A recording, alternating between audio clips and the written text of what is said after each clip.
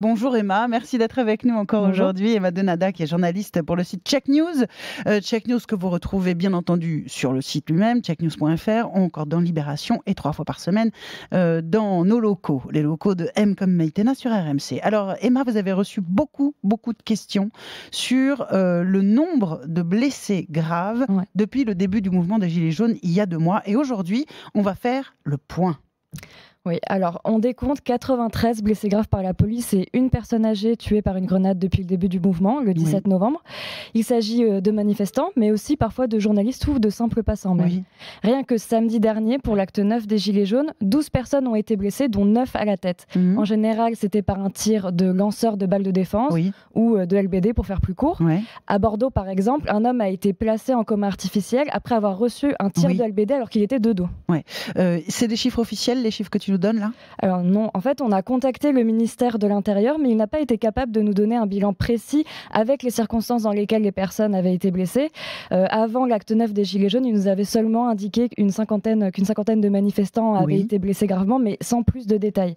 Du coup, nous avons dû faire ce recensement à partir d'images et d'informations qui sont partagées sur les réseaux sociaux. Je rappelle qu'eux nous parlent d'une cinquantaine de manifestants blessés et que toi, tu décomptes 93 blessés graves par la police. Exactement. L'information, vous l'avez trouvée sur Facebook et Twitter ? Oui, voilà. En gros, ces dernières semaines, on a vu circuler beaucoup de photos de personnes amochées, parfois complètement défigurées.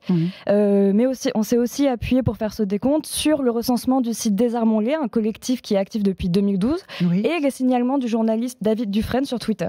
Parmi toute cette profusion d'images et de témoignages, il y avait forcément de fausses informations et de faux blessés ? Oui, alors c'est vrai, c'est pour ça qu'il a fallu faire un travail de vérification. On a par exemple retrouvé des photos de blessés de manifestations qui remontent à plusieurs années. Et en fait, pour s'assurer que ces images ne sont pas anciennes ou trafiquées, nous n'avons conservé que les cas où nous pouvions identifier la victime, soit par son prénom, soit parce que nous avions suffisamment d'images d'elle. Parmi toutes les photos que nous avons vues, il faut dire quand même que les faux blessés sont quand même minoritaires. Oui, tu parles de blessés graves. Comment est-ce que vous avez fait pour choisir ceux que vous alliez retenir ? Alors, c'est mon collègue donc Jacques Peset qui s'en est chargé pour Check News. Il a mis au point une méthodologie, c'est forcément subjectif, mais ça permet de faire le tri en tout cas. Il a uniquement décompté des blessures donc du type de membres arrachés, des os fracturés, des pieds et des jambes avec des bouts de grenade incrustés, des brûlures graves, mais aussi toutes les plaies ouvertes au niveau de la tête. Donc par exemple, les hématomes qui s'étendent parfois sur toute la jambe et qui sont assez impressionnants n'ont pas été conservés. Ok, quel est le type de blessure le plus fréquent auquel vous avez été confronté ? Alors sur les blessures à la tête en grande majorité et parfois avec des conséquences très graves, on le disait au début, une personne âgée, Zineb Redouane, est morte des suites de ses blessures à Marseille et 14 personnes ont perdu un œil depuis le début du mouvement. Ensuite, on retrouve 9 blessures à la main, souvent causées par des grenades, 5 à la jambe, une au sexe et une au pied. Je peux aussi vous dire que les blessés sont majoritairement des hommes. On compte 10 femmes sur 94 cas pour l'instant. Vous allez continuer le décompte chez Check News ? Oui, et pour ce faire, on appelle aussi tous ceux qui ont des informations sur des blessures ou qui ont eux-mêmes été blessés à nous contacter sur checknews.fr, sur Twitter, Facebook ou bien par mail à checknews@libé.fr. Juste pour être précis, les blessures dont on parle là, c'est toujours avec ces fameuses balles de défense ou les grenades qui sont sur la sellette, on le rappelle, en tout cas qui posent véritablement sujet.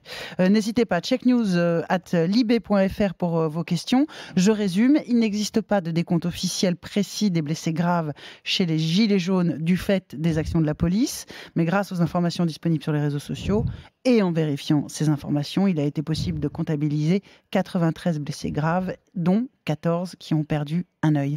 Merci infiniment pour ces chiffres macabres, Emma Donada. C'est macabre, non mais il fallait le faire, et puis en plus la question elle est posée souvent, donc voilà.